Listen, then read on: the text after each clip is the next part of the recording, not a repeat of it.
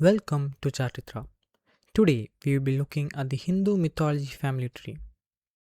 In the beginning, when the world was submerged in waters, appeared a golden egg from which emerged Brahma. He then begins the process of creation. To aid him in the process, he created many beings from his mind, known as the Manasaputras. The first among them were the four Kumaras. However, they refused, instead choosing to devote themselves to Vishnu. He then proceeds to create more Manasaputras, including the Saptarshis, the seven sages. Some notable Manasaputras are Chitragupta, the registrar of the death who serves Yama; Jambavan, one of the Chiranjeevis who plays a major role in Ramayana; and Kamadeva, the god of love. Another one was Adharma, the personification of all vices, and from whose lineage came Kali, the evil of the present Kali Yuga. Brahma's consort is Saraswati, revered as the goddess of knowledge. She is one of the Pancha Prakritis, the five major manifestations of Adi Parashakti. Adi Parashakti is the mother goddess, and the goddesses Lakshmi, Durga, and Parvati are all considered as different forms of her. In addition, the 10 Mahavidyas, including Kali, are considered as aspects of the goddess. Returning to Brahma and his progeny, we have Swayambhuva Manu and Shatarupa, the first humans. Here you can see that I have labeled Manu as Manu the first and Vyasa the first. This is because Manu, Vyasa, Indra, Saptarishi are all positions that changes with each Manvantara. There are 14 Manvantras and each is ruled by a Manu. We are currently in the 7th Manvantara. Swayambhuva was the Manu of the first Manvantara. Manu and Shatarupa had 5 children: Akuti, Prasuti, Devahuti, Uttanapada, and Priyavrata. Akuti married Ruchi and had Dakshina and Yajna, the first Indra. Prasuti married Daksha Prajapati and had many daughters. Their daughter Swaha married Agni, the god of fire. Kyadi married the sage Bhrigu and had Vidatta, whose grandson was Markandeya, another of the Chiranjeevis blessed by Shiva to always remain 16 years old. Bhrigu's daughter was Lakshmi, the goddess of wealth and the consort of Vishnu. They too are major gods associated with preservation. More on them later. The most famous daughter of Daksha was Sati. She was the first consort of Shiva. Shiva is associated with the process of destruction and together with Brahma and Vishnu forms the Trimurti. Shiva, Vishnu, and Adi Parashakti are among the most widely worshipped deities and plays major roles in many stories. Coming back to Sati and Shiva, their marriage was not approved by Daksha. Once, when Daksha arrived to a yajna, all except Brahma and Shiva stood up in respect. Daksha interpreted this as an act of arrogance from Shiva. Later, when Daksha conducted a yajna, Shiva and Sati were not invited. Sati believed there was no need of formality between them and hence urged Shiva to accompany her to the yajna. Shiva did not comply and Sati proceeded to the yajna alone. Upon arriving, she and her husband were greatly insulted by Daksha. Unable to bear the humiliation, she jumped on the sacrificial pyre. The news of Sati's passing greatly enraged Shiva. He pulled out a strand of his matted hair and from it emerged Veerabhadra. He, along with Bhadragali and Shiva's Ganas, are ordered to destroy the yajna and kill Daksha. All those who took part in the yajna are attacked and Daksha is decapitated. Even then, Shiva's grief did not reduce. He began wandering with Sati's corpse. Vishnu, realizing this would lead to more destruction, cut Sati's body into many pieces, and each place where these fell became a shrine known as Shakti Pida. Now we may look at the story of Parvati. We begin with Swada, a daughter of Daksha and Prasuti. Her daughters, Dharini and Mena, were married to the mountain deities Meru and Himavan respectively. Sati was born to the latter as Parvati. She had a great desire to marry Shiva and took to penance. Meanwhile, Taragasura, a Daitya, had obtained a boon that only a son of Shiva can slay him.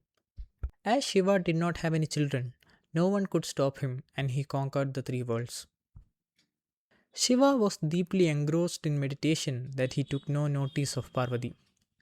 Hence, Indra sends Kama to distract Shiva. The act enrages Shiva and he burns Kama to ashes. The Devas arrive and explain the situation to Shiva. He promises to Rati, the consort of Kama, that they will be reunited. He then agrees to marry Parvati, and to them is born Kartikeya, who goes on to slay Taragasura. Kartikeya, also known as Murugan and Skanda, is the commander of the gods. The other son of Shiva and Parvati is Ganesha. He is worshipped as a remover of obstacles. His story goes as such. Once, Parvati was preparing for bath. Since Nandi, the mount of Shiva and his guardian, was not present, she took the turmeric paste applied on her body and made a statue of a boy, breathing life into it. He is tasked with guarding the door until she returns from her bath. At this juncture, Shiva arrives and demands to meet Parvati, but is blocked by the boy. An enraged Shiva decapitates the boy. The news of his death sends Parvati into a fury. To pacify her, the boy is brought back to life with the head of an elephant. He is given the status of being the foremost among the gods in prayer and the title of the leader of the Ganas, Ganesha. Returning to Vishnu, he is famous for his avatars, that is, incarnations. Though there are numerous avatars of Vishnu, such as the horse headed Hayagriva, the most famous are the 10 avatars known as Dashavadara. The last of his avatars, Kalki, is prophesied to arrive at the end of the Kali Yuga to end all adharma and herald the beginning of a new Satyuga. We will be exploring the other 9 avatars in future videos. Another popular deity is Dharmashasta or Ayyappan. He is said to be born from the union between Shiva and Vishnu in his Mohini form. Manigandan, a prince of the Pandalam dynasty, is considered his avatar. We may now look at the lineage of Devahuti. She and the sage Kardama were the parents of Kabila, an avatar of Vishnu and Anasuya. Anasuya is revered for her great chastity. With the sage Atri, she had 3 sons who were the avatars of the Trimurti, namely Soma, Dattatreya, and Durvasa. Soma is associated with the drink of the gods. Dattatreya is revered as a great teacher, and Durvasa is famed for his curses. Through their daughter, Anasuya and Atri are the ancestors of Nabi. He is venerated as the 14th and last Kulagara in Jain tradition. Rishabhanatha, revered as the first Tirthangara, was born to Nabi and Maru Devi. He is credited with establishing the foundations of civilization before renouncing worldly life and attaining liberation. Among his 100 sons, the most famous were Bharata and Bahubali. After Rishabhanatha renounced his kingdom, a dispute over sovereignty arose between the brothers. To avoid a devastating war, they settled it through individual contests, in which Bahubali emerged victorious. Realizing the futility of worldly power, however, he renounced his kingdom, meditated in deep austerity until vines grew around his body, and ultimately attained moksha. Bharata, meanwhile, became the first Chakravartin, universal monarch, and according to Jain tradition, the land of Bharatavarsha, India, derives its name from him. Twastri, often identified with Vishwakarma, the architect of the gods, is a descendant of him. We may now look at the descendants of Uttanapada. His son Dhruva was blessed by Vishnu to become the pole star. Going down 3 generations, we have Chakshusha Manu, the 6th Manu, and he was the grandfather of Anga. Anga married Sunita, the daughter of Mrityu, the lord of death, and to them was born Vena. Vena was a wicked ruler who forbade sacrifices and declared himself the only object of worship. Enraged by his tyranny, the sages slew him. To preserve the royal lineage, they churned his body, first producing Nishada from his thigh, who inherited his sins, and then Prithu and Archie from his right arm. Prithu was an incarnation of Vishnu, while Archie was an incarnation of Lakshmi. Crowned as the ideal king and queen, Prithu restored prosperity by compelling the earth, who had taken the form of a cow, to yield her bounty once again. In their lineage was born Prachina Bahis. He married Samudri, a granddaughter of Meru, and had 10 sons who were collectively called Prajetas.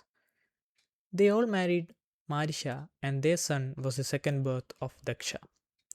So that's all for today. In the next video, we will be seeing how the various Devas and Asuras descend from Daksha. Thanks for watching.